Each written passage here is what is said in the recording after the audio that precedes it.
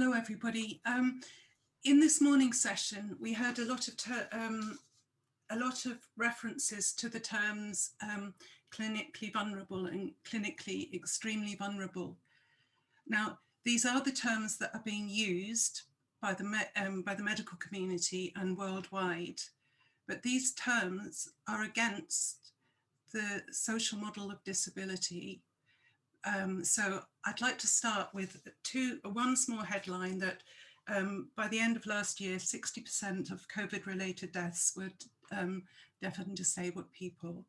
And the highest proportion of those were people with learning difficulties and autistic people in institutions. And so that links in with what Bella was saying about the situation in care homes and institutions.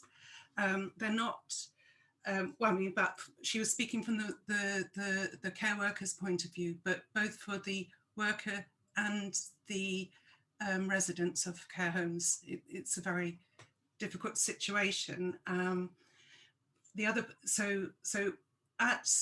The 3rd of December is International Day of Disabled People, and there was a European conference. We were still in the EU at that stage, and there was a European conference, but with part of a global conference about COVID and disabled people. And it identified deinstitutionalization, taking people out of being incarcerated, because it is incarceration, and often against one's will, in institutions would be one of the major ways to assist or to redress the balance, so that it's not 60% of disabled people that are in the death rates. I mean, obviously, there is unequal impact on many of the groups with protected characteristics, and the intersectional death rate under COVID is even higher if you are Black and disabled and institutionalized, whether from whatever reason.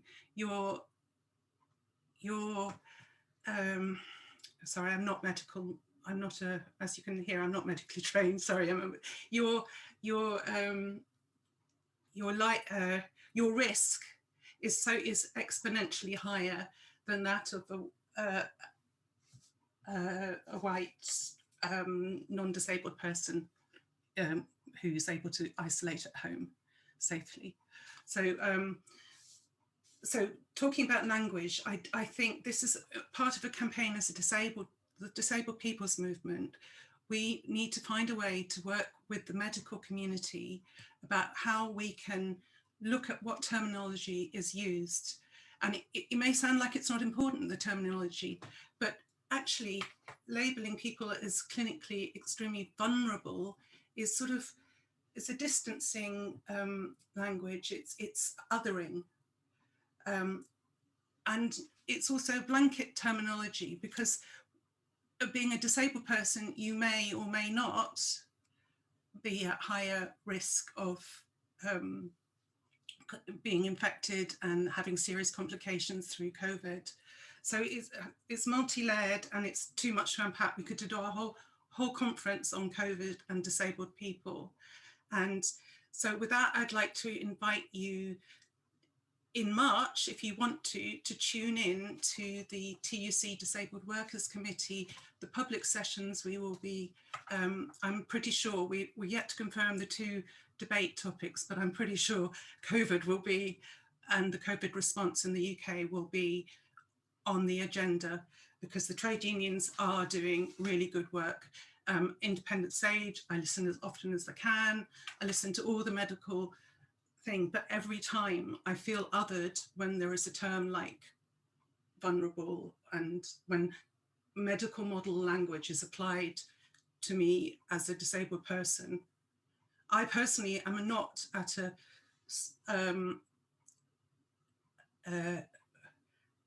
I'm not extremely clinically vulnerable. I'm not at an extremely high risk, but I have, just to have a personal angle, but during the pandemic, I have no longer had access to treatments.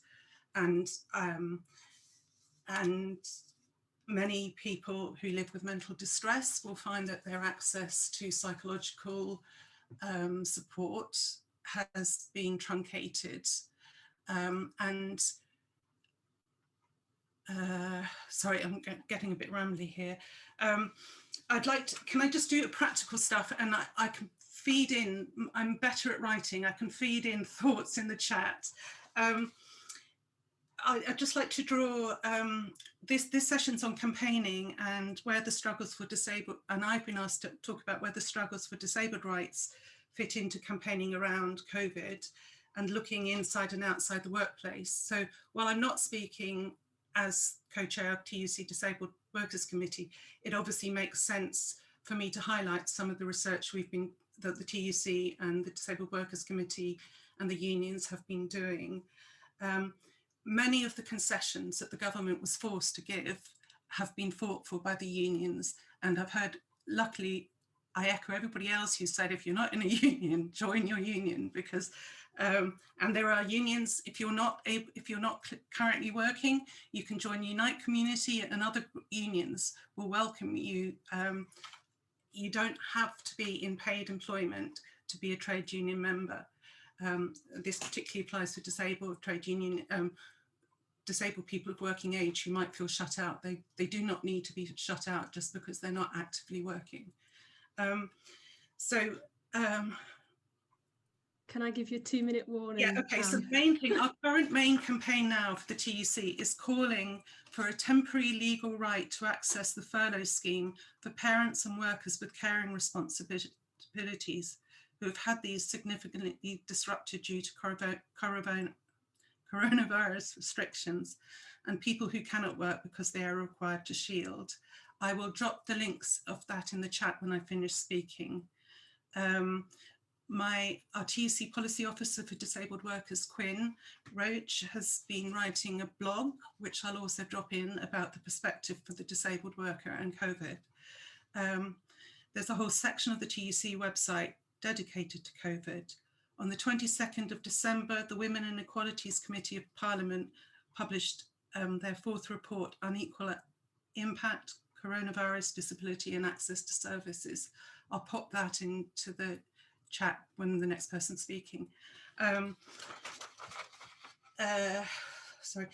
Our pandemic briefings are not accessible. Our government, Westminster, Boris Johnson, does not understand, has not accepted something that our devolved parliaments in Scotland and Wales have understood, that BSL is a national language.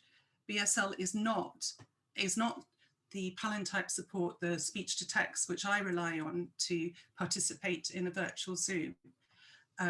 BSL is a distinct cultural identity, and deaf speakers have every right to be spoken to in their language.